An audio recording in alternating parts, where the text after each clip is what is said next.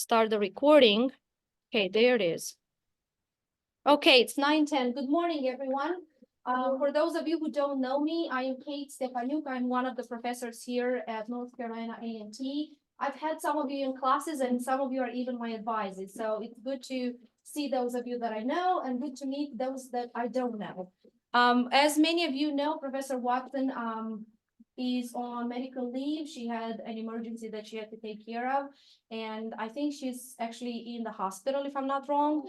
But she's doing well. She reached out yesterday and she said that everything went well and she's doing fine. So you can send her an encouragement note if you want to after the class. Even though she is out, she made sure to have a special guest for you. This is her close friend, from what I understand, Stephen James, and Stephen is an Emmy producer and director. I wish I could be in here and listen to your wisdom and take notes, but I'm getting recorded and I'm going to steal the recording from the students. So Gabrielle is going to be the reporter that's going to run the conference, the press conference, and then Anaya is going to be the student that's going to close it at the end. Guys, I'm wishing you a wonderful conversation with Stephen. Stephen, this is Professor Watson's class. Thank you, Professor. This is Stephen James. Have a wonderful day. Thank you so much. And Gabrielle, before you start, I just want to start with a couple of remarks. I just want to say what a pleasure and an honor it is to come before you today, all the way from Lisbon, Portugal. So I'm about 5-6 hours ahead of you guys, but it's a beautiful day, and I heard it's a beautiful day there in North Carolina. Actually, I've visited your campus before. Over 25 years ago, as part of National Association of Black Journalists, we did one of the first short courses at your university. And I was a part of that. I was a director at the time in Miami, and a friend of mine, Paula Madison, invited me along with a bunch of journalists to come to North Carolina A&T, and in 3 days we produced a full newscast. So I'm sure you all are aware of that program. You're probably going to do it again. But I will say that one of the stars, there were many stars in that group, but one of the stars you probably know by the name of Anzio Williams. Raise your hand if you've heard of Anzio. Okay, for those of you who don't know, Anzio is an alumni of North Carolina A&T, and he is now the Senior Vice President of Diversity and Inclusion, Equity and Inclusion for NBC Universal. And he runs that division for over, 50 stations that they have. So great things come out of your university. And your Professor Watson, I've been knowing for over 20 years. So one of the first things I was going to say is, one, relationships are important, okay? People that you meet going up the pipe, you're going to meet them coming down. Some you may start out as your boss, and you may end up working for them. Okay? That's real. So being nice, being kind, having a great attitude works all the time. Internships. How many have done internships so far? Raise your hand. Beautiful. I say do as many as you can while you're still in college. Okay? Meet as many people. Network with as many people. Stay in contact with as many people that you meet in your journey. Okay? Send them a note. How are you? Just staying in touch. I'll be graduating in a year. I would like to, see what's going on. I'm telling you, this is not tough. And when I say not tough, I'm gonna say, then I'm gonna open it up for questions. There is so much mediocrity in our business. Okay, it is not tough to stand out in the crowd, and you all have the capacity to do that, right? And one of the best ways to stand out is to observe, take notes, and always thinking about how can I make this better? How can I write it better? How can I shoot it better? How can I edit better? How can I give it better ideas for content? How can I make it better? And when you can show your bosses going up the ladder that you are a person that makes their operation better, you become valuable to them. Okay? It's always going to be about adding value. Whether you want to be a doctor, lawyer, producer, director, videographer, marketing, human resources, what value do you bring to me? So always keep that in the back of your minds, okay? If you take nothing else from this 30, 45 minutes we're together, take those things: relationships, internships, and always thinking outside the box. How can I make this better? And even interns, you can add that should be your attitude. While you're learning, you all watch YouTube, you all watch Instagram, you all can edit, you all play. I edit on my phone now. I don't even, on my app, on my iPad, and I know you all do that too. Okay, um, so I'm gonna open it up. I don't know how much you all know about me, but I'm willing to answer any questions. And let's have fun. Let's communicate. Gabrielle, go. Good morning, Mr. Stephen James. Like stated, I'm Gabrielle Hayward. And one of my questions for you today is what made you get started in the journalism industry? Start in directing. Yeah. I was lucky. I was lucky. I grew up in Dallas, Texas. My father was a Baptist preacher. We used to do. He was on television. It didn't. As growing up, our church would sing. Uh, on we'd go in and record these little shows on Saturday. It really didn't affect me. I mean, I didn't want to be in TV until 10th grade in high school. 10th grade in high school, I went on a tour of that same TV station and watched them produce the 5 o'clock news. From that point on, I came home and told my parents, I'm working in television. It was the lights, it was the cameras, it was the action, it was the running of the scripts up and down the stairs to the anchors. It was live TV. And that was my first really exposure. So then I majored in radio, TV, and film. I went to HBCU my freshman year at Clark in Atlanta. I made some mistakes. I partied my butt off. I didn't go to class. I didn't make good grades. And my father, also being a college professor, shipped my butt back to Texas. It was the biggest and best thing to ever happen to me. Because if I had stayed where I was, it would have taken me 6, 7 years to get out of college, and that wasn't going to happen. So I came back, retook all my freshman courses that summer at junior college, and then I got an internship at that same TV station in Dallas, CBS affiliate. It was supposed to be for 6 months. I was going to school. 3 days a week, working 5 days a week. And I thought I only had 6 months to learn all I could. And so I was hungry. I was working I was the assistant to the 5 and the 10 o'clock director.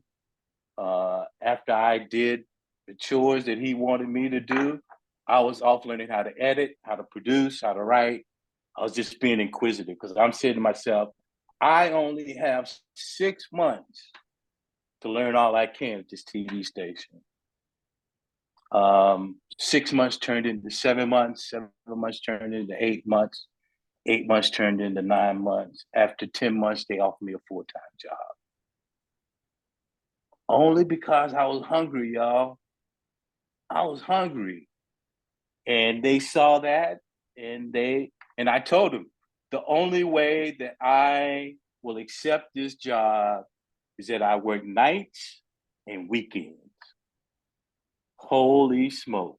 If you're not willing to work nights and weekends, people, go find you another career.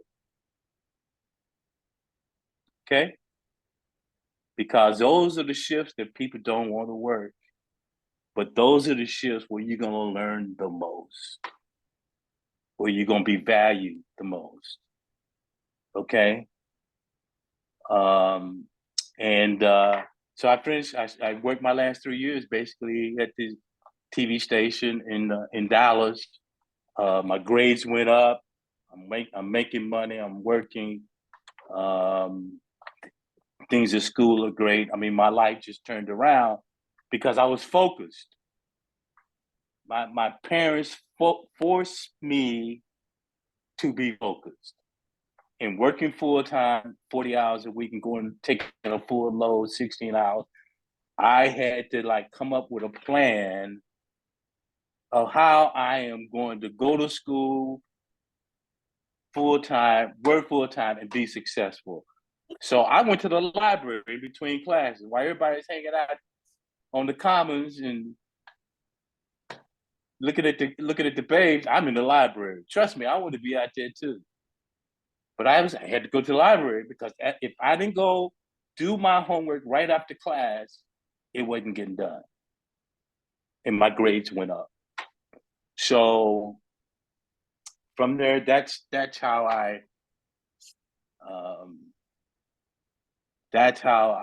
got my start. And I would say exposure was the key. Being exposed to that 5 o'clock newscast just changed my life. What's your name? Colin Avery with Aggie News. I seen you work with NFL media and also Turner Sports. When did you get introduced to sports, and what did you like most about working with the NFL? I tell you, I came up in news, had a successful career in news.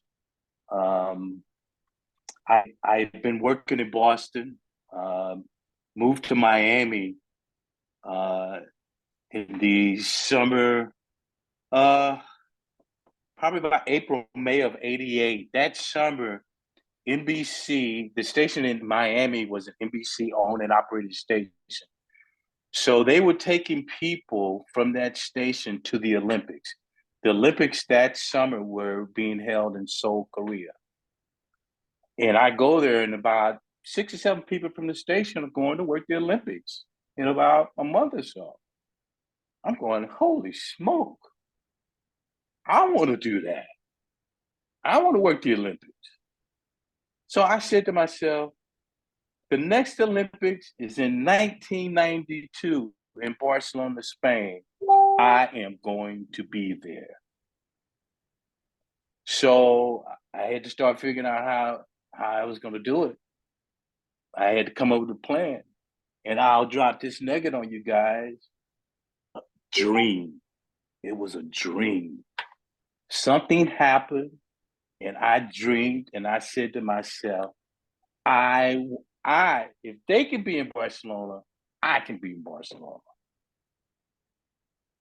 So I came up with an idea to produce some simple features on the art of basketball shooting. the art of dunking. Got a crew from the sports department, hooked up with the Miami Heat. Billy Thompson shot a couple pieces. It aired. Stuff just started taking off. I started doing little small projects for NBC Sports out of Miami. I produced the Dan Marino, started producing the Dan Marino show, who was old time famous quarterback for the Dolphins. And I started just making sports a focus, because while news is very how can I put it? News can be very depressing, right?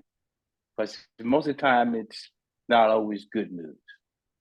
And sports is fun.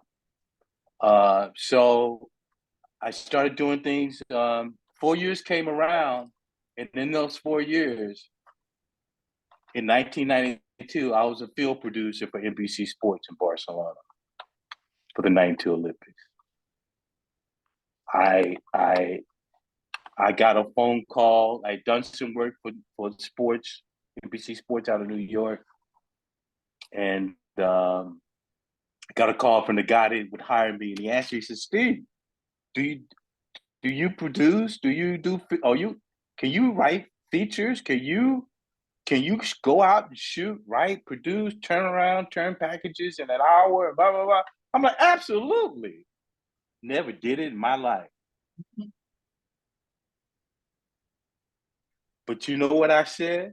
I said, I got a year to get good. I got a year. Because they hire you a year out. That's what I did. And I went to Barcelona, and I was producing for O.J. Simpson, Katie Couric, Al Trotwood. We were doing nightlife pieces. I did a lot of, my YouTube channel had some of those pieces. And that's how I got into sports. And then once I did that, I set my sights on, you know what? I want to focus on sports. News I can always go back to, but working in sports is you don't take it home. News, you take it home. That bad stuff. So that led me to you know, working for ESPN. Once again, I'll go back to relationships. A guy named Kevin Stowart I was working with in Miami eventually went to ESPN in their early years. He tried to hire me 3 times, twice in Bristol. I didn't want to go to Bristol. If you all can go to Bristol, go to Bristol. But I was a single Black man. I was like, what am I going to do when I get off for work in Bristol, Connecticut? And I said, but you get something in New York? Because I was working in New York at the time. I'm your man. And he called me back. I started doing stuff for NBA on ABC with Mike Tirico. And about 6 months later, I started a show with Stephen A. Smith called Quite Frankly, his first talk show. And we had tremendous guests on that show for the first year. And I did that for about the first year and a half. And then I moved on. And then that's when I went out to LA to the NFL. Yeah. So I've tried to stay in the realm of sports just because it's fun. Just as much work. It's nights, it's weekends, it's holidays. Because as you know, the best sporting events, that's when they happen. Holidays and weekends. But there's a lot of fun. Yeah. Hi, my name is Tatiana, and I wanted to know what are your core values and goals with Eyes Wide Open Foundation? I'm sorry, I was just having a little bit trouble hearing you. If you could speak up just a little bit. My name is Tatiana, and I wanted to know what are your core values and goals with Eyes Wide Open Foundation? You know, Eyes Wide Open. I was working at the NFL. This was in 2017. Probably the fall of 2016, and the Super Bowl was being held in Houston the following February. And I'm from Dallas. I had friends in Houston. And I saw the senior vice president of operations one day, and I said, Dave, what do you think about getting some college students from Houston to work behind the scenes at the Super Bowl in February? Now, I had no idea. Eyes Wide Open was not even in my purview.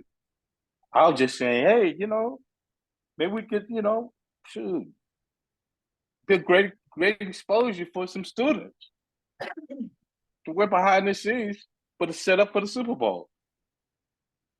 He said, get me a number. Got him a number. I knew a professor at Houston Junior College in Houston.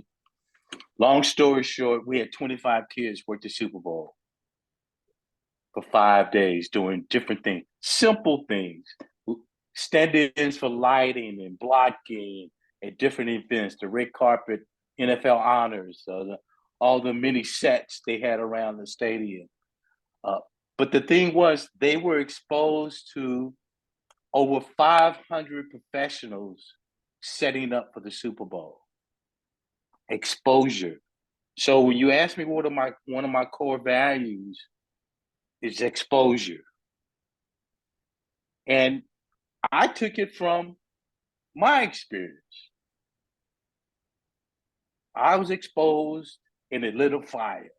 So my whole thing is expose other kids to live events and hoping it lights a fire for them to say, wow, I didn't know you could be a stage manager. I didn't know you could be a steady cam operator. I didn't know you could be a jib operator. I didn't know there was audio positions, not just A1, but A2s, A3s. I didn't know they had drone operators. I didn't know they had social media producers. I didn't know they had blah, blah, blah, blah. I mean, everything you could think of is there. But if you don't know, as my father used to tell us, dream dreams, have vision, then work to make them come true. You gotta dream it, but to dream something, you gotta be exposed to it, right? You can't dream from nothing. Either you gotta read, see an article, somebody say something to you, some kind of way to make you go and check it out. And then hopefully something will happen to make you say, that's what I want to do. We had a young lady from high school. I had a partnership with LA Unified. We took 25 kids in NFL Network, took them on a tour. They heard from professionals about their pathways to how they got there.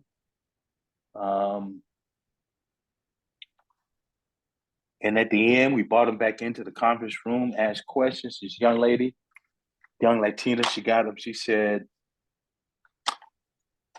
I'm sorry, but I just have to confess, 3 weeks ago, my parents asked me, what are you going to do with your life?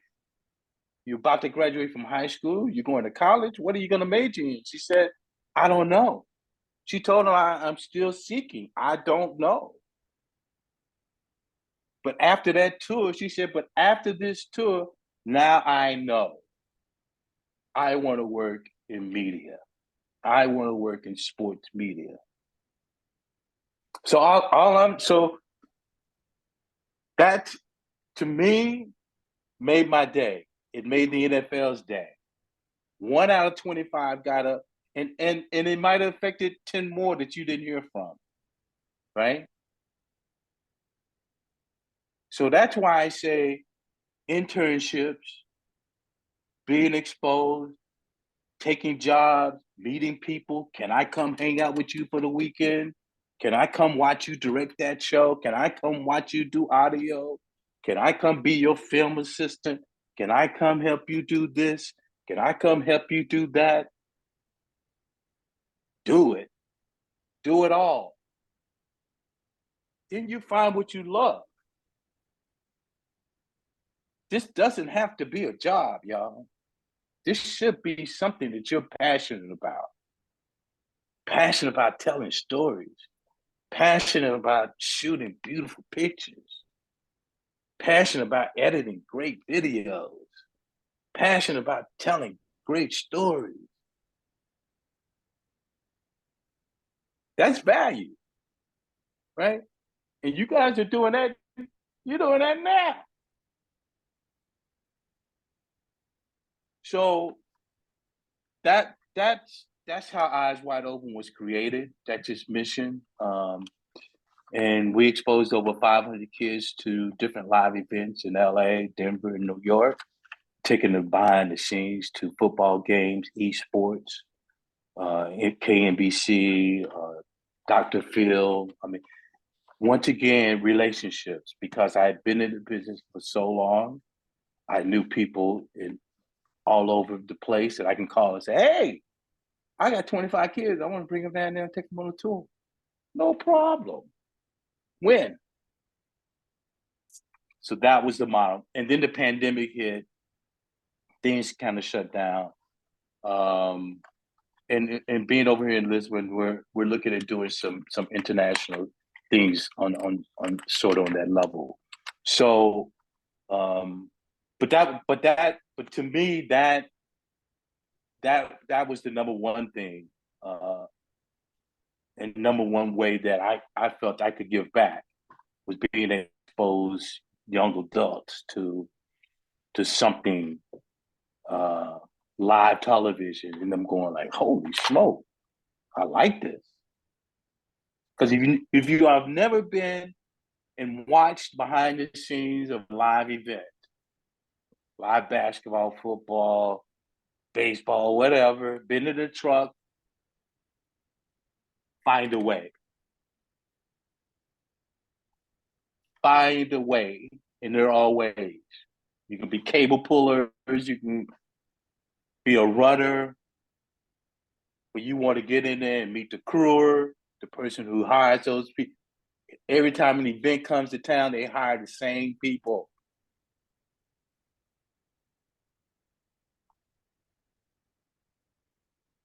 Find a way. Next question. Mr. James, I'm Michael Cartwright. I'm a graduated senior here at A&T. You talked about in your bio how you toured your local CBS affiliate in Dallas, Texas. So what is something or someone who has motivated your career and motivated you to keep on going today?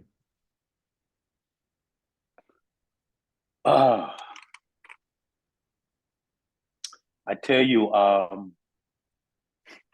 I got married right out of college, and moved to Boston, and I was trying to get back in television.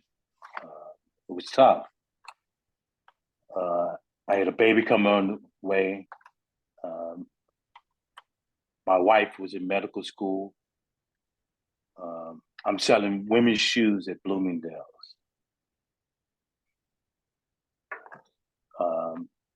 There's a brother by the name of Bertram Lee. He was a civil rights guy in Boston, and he joined forces with this other white guy by the name of David Mugar, and they joined forces. And the two of them gained the license for the CBS affiliate in Boston. And there was all this write-ups about them joining forces and creating all this new programming. The brother came in Bloomingdale's one day, shopping with his wife and kids. I walked up to him. I said, Mr. Lee, you don't know me. I'm from Dallas, Texas. I got 3 years of TV experience, and I can't get past the front door. He said, son, you really, I said, yes, I worked my way in college, da, da, da. He said, well, here's my card. Call this woman in public relations. Send her your resume. I said, Mr. Lee, they have my relationship. He said, well, you call her and you make sure they have your, I did. She had it. She said, stand by, be patient. We're going to be doing a lot of hiring in the next month. We're creating all this new programming, blah, blah, blah, blah, blah, blah. 2 weeks later, he came back in Bloomingdale's. Shopping, Mr. Lee, thank you very much. I really appreciate it. I made contact. Hopefully something's going to happen soon. He said, son, where you from? I said, I'm from Dallas, Texas. My father being a Baptist preacher, I mentioned my father had done some things with civil rights too in Dallas. He brought Martin to Dallas to speak in '63. I said, my father started OIC, which was a training organization started by this preacher out of Philadelphia back in the '60s. I said, my father started the branch in Dallas. He said, hold on. I started the branch here in Boston in the '60s. What's your daddy's name? I said, my father's name is H. James. He said, man, how your mom and daddy doing? I ain't seen them in 20 years. I said, Mr. Lee, I will give them your regards. And I went home, called my pops. I said, man, why didn't you tell me you knew Bert Lee? I said, Bert Lee, president of TV station. He said, man, I ain't seen Bert in 20 years. I tell you that story because you cannot be afraid to share with people your dreams and visions for yourself and for your life. Because you don't know who you're going to meet is going to help you and help your vision for your life come true. And I say that has happened to me over and over and over again. I have no problem telling people about Eyes Wide Open. I have no problem telling people about I've won 2 Emmys and this is what I've done. And this is what I want to do for kids. And they go, wow, let me help you, right? But that could be for a job. That could be for anything. I have a vision to be a civil engineer, and this is what I've done. You might be sitting next to the president of a corporation that hires civil engineers. You don't know that, right? Or one of his best friends he drinks beer with on Friday nights may be that guy. Let me introduce you. So that's very, very, very, very critical. Do not always. You meet somebody, you strike up a conversation, and you see that they're keen into you. You know what I mean? Like, I can have a real connection. And that's what happens in these internships, y'all. You meet all these people, and they got stories just like yours. They started just where I did and just like where you did. You got to let them know, this is what I want. This is, and help me get it. I was working in Boston. I was a stage manager, an AD. My production manager asked me, said, Steven, can you fill in, direct on I've been doing some simple public affairs shows, 2-3 camera shoots, simple talking heads. He said, but I need a director on Christmas Day to do the new news. I had never directed a newscast in my life. I said, I'll do it. It was shitty. Excuse my French, but it was bad. News director called me in his office. I said, Joe, first one, I learned a lot. I take ownership of it all. And you know what? It'll never happen again. I will be better. But from that moment on, I said, I'm going to be a producer director. And I went to my boss. I said, yo, man, this is what I want to do now. I want his job. And if I can't get it here, help me get it somewhere else. I'm willing to move. Be patient. So what happens over the next course of the next year, 2 years, every time there was an opportunity to fill in, holidays, weekends, summers, guess who got that? Me. I did that for 2 years. I put myself on a 5-year plan, y'all. I said in 5 years, I'm going to be a producer director. Did it in 3. Because I was hungry and I didn't turn things. I jumped over people who's not look like us, who've been there years longer than me. But they didn't want to work holiday. They didn't want to work weekend. They didn't want to work on the summers. And it paid off. I got promoted, and rest was history. And now those guys who hated, who had more experience, now they were reporting to me. Now they're AD and stage managing my shows, right? So, yeah. Hope that answered the question. I probably veered off a little bit, but sorry. Sir, thank you. How you doing? I'm Jasmine, Junior. I wanted to ask a question about some of the challenges that you had during your success as a minority in this industry. How did you overcome it, and what exactly was the challenge to begin with?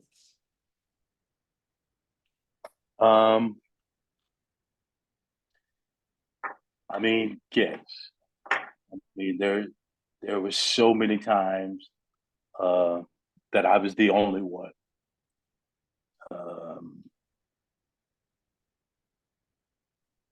That particular situation in Boston was quite a racial deal. I mean, I stepped over a bunch of Caucasian guys and got promoted.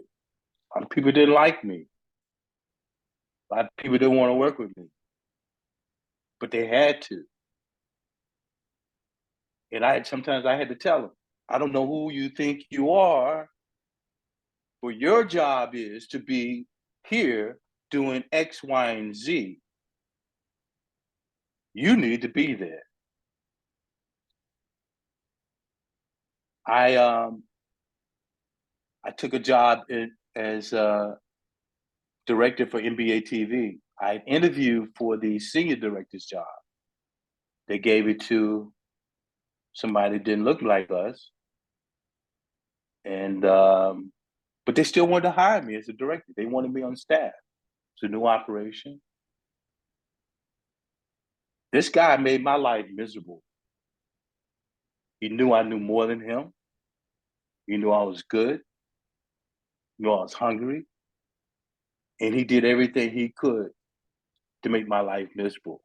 And it didn't turn out well. I was there for 3 years, but I was miserable. I was doing great stuff.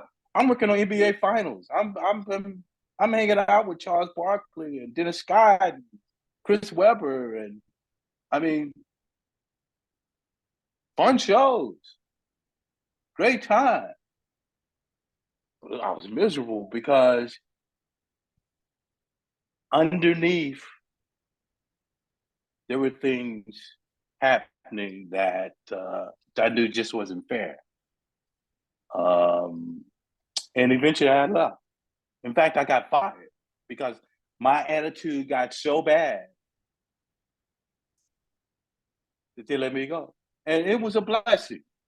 It was a blessing. You know, I have no regrets because, you know, you learn from the good and you learn from the bad. Sometimes you take jobs, y'all, to find out what you don't want to do in life. Right? Sometimes you work in a job and you're like, this is not quite for me. I need to reassess this. So, but yes, sometimes you have to handle the situations with kid gloves, and sometimes they run its course. But make it a learning experience. That's the key to this journey and to your journey. Is to constantly be learning and improving and adding value, right? Because they can't mess with you when you're doing that.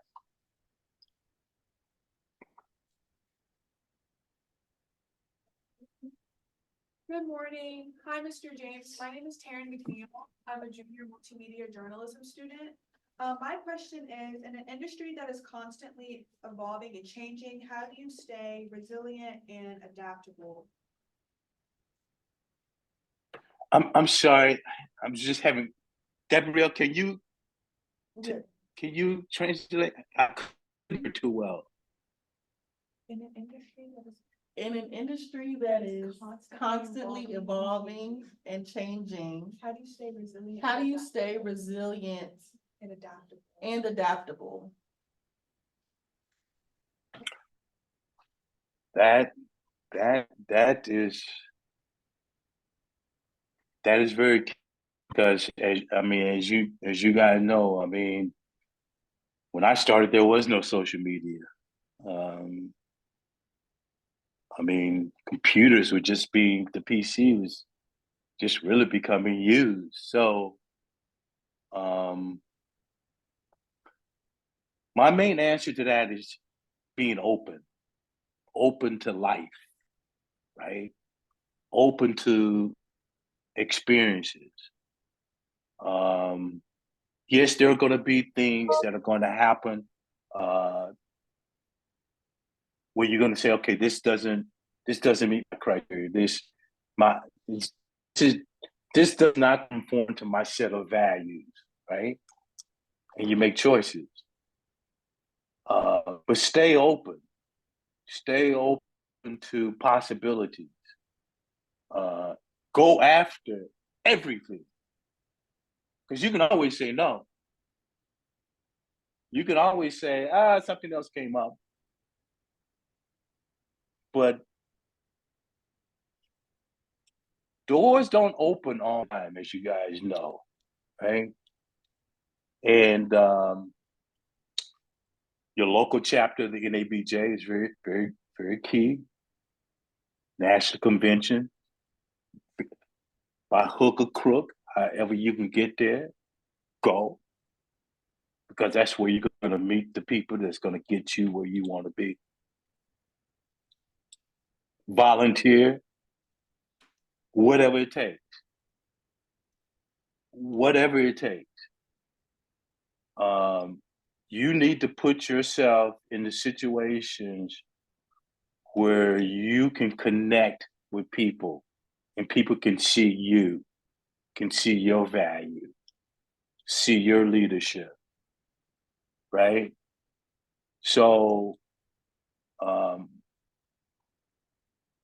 and if there's any other organizations in your community where you can volunteer to write press releases or go out and shoot video or whatever, you don't know what that leads to, right? Right? I mean, I'm here in Lisbon and I just create just little short stories because A, it keeps me busy, but I like telling stories. I like shooting video, you know? Um, so I think that's the main thing, staying open to life. Yeah, staying open to possibilities.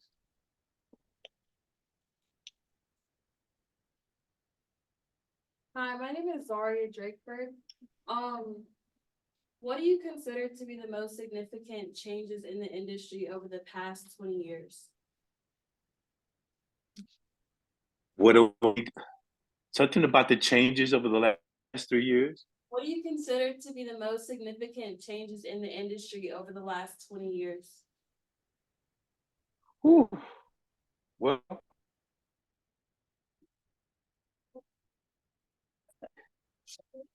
I think one of the biggest changes have been just the siphoning of truth. I mean, I don't know, most of you probably are majoring in journalism, right? Or taking journalism courses. But the truth is being threatened. It's always been threatened when it came to us, right? Uh, but because of social media, because there's so many outlets for people to get out and tell their story, whether it's left, right or wrong, whatever it is, there's a vehicle to get that out there. And unfortunately, it's not always good. It's not always in our favor. And and I would say, you know, staying true to truth, right? Not what you think it should be, but what is it? And that means you got to do your homework. That means you got to talk to people who basically do whatever you're researching to do.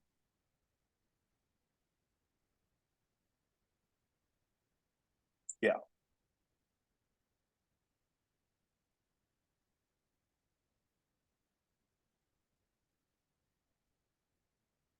Mr. Jones, Did we freeze? I think I got it. All right, we're back. you work with many companies. Any other question? I was saying, Mr. Jones, I'm Michael Cartwright. Go ahead. Yeah. My question was, you work with many companies specifically in directing, like Tegna, NFL, CNBC, BT, but what would you say is was your favorite company to work with and why?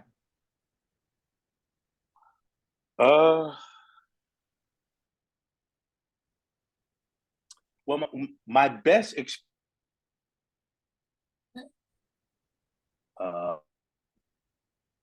very intense. You know, the Olympics, for the viewer, the Olympics is 2 weeks. But there are people years to put those 2 weeks together. But it's like a sponge, though.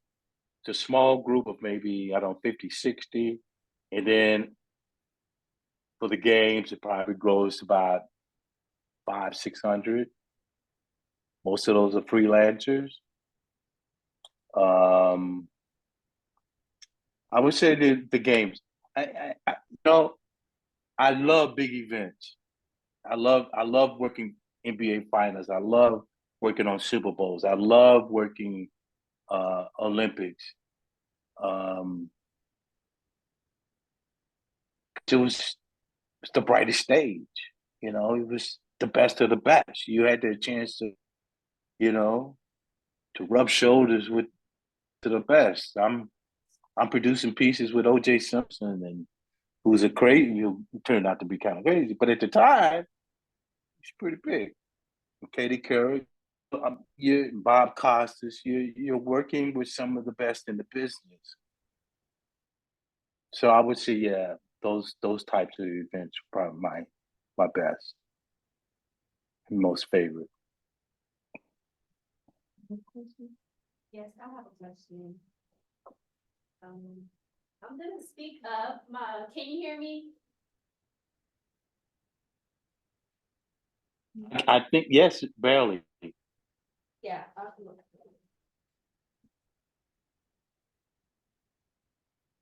Okay, are you able to hear me better now? Yes.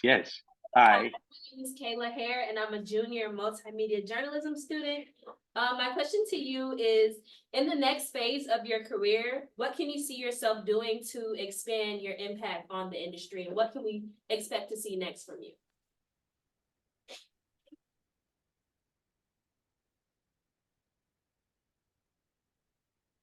See, you broke up. Can you state that one more time? Yes, I It said, froze. in the next phase of your career, what can you see yourself doing to expand your impact on the industry? What can we expect to see next? Well, I mean, guys, you got the next phase of my my career retirement. So, you Mhm. know, but that's why I created Iceland, because to me the next phase for me is giving back, is, you know, sharing my stories with students such as yourself. Um, I I've been, yes, I won two national Emmys. I just won my second one for doing Thursday Night Football team shot for LeBron for Spring Hill when they altered the newscast for Thursday Night Football. Won that last year.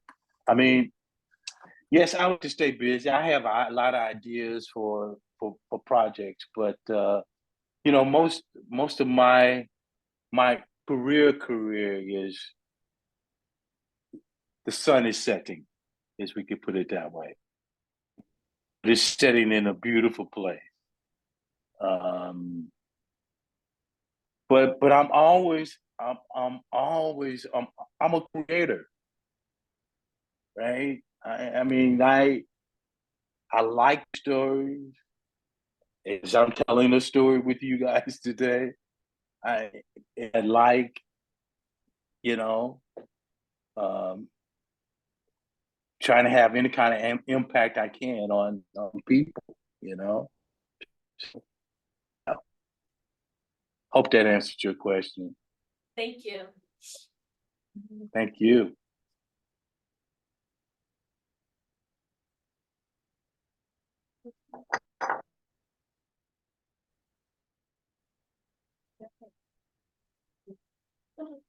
Um, I Hi, can you hear me? yes, Okay, well, my yes, I name can. is Anaya Beck. I am a senior journalism student here at North Carolina A&P. And on the behalf of the journalism department here, we like to thank you for giving your time, your wisdom, and sharing your journey with us as students. And we hope to speak to you further on and connect with you furthermore. And we hope you have a great rest of your day. No, this has been a blessing for me. I wish nothing but the best for you guys on your journey. Um, Stay diligent. Don't take no for an answer, right? People tell you no, just find another way. You know, there's many paths to your goal. All right. But thank you. I knew y'all got other things to do today, and enjoy the rest of your day. And I thank you for your time. Thank you. Thank you.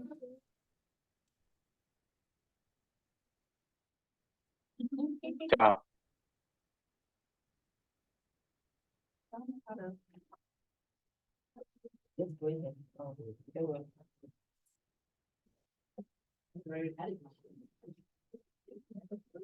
I said this.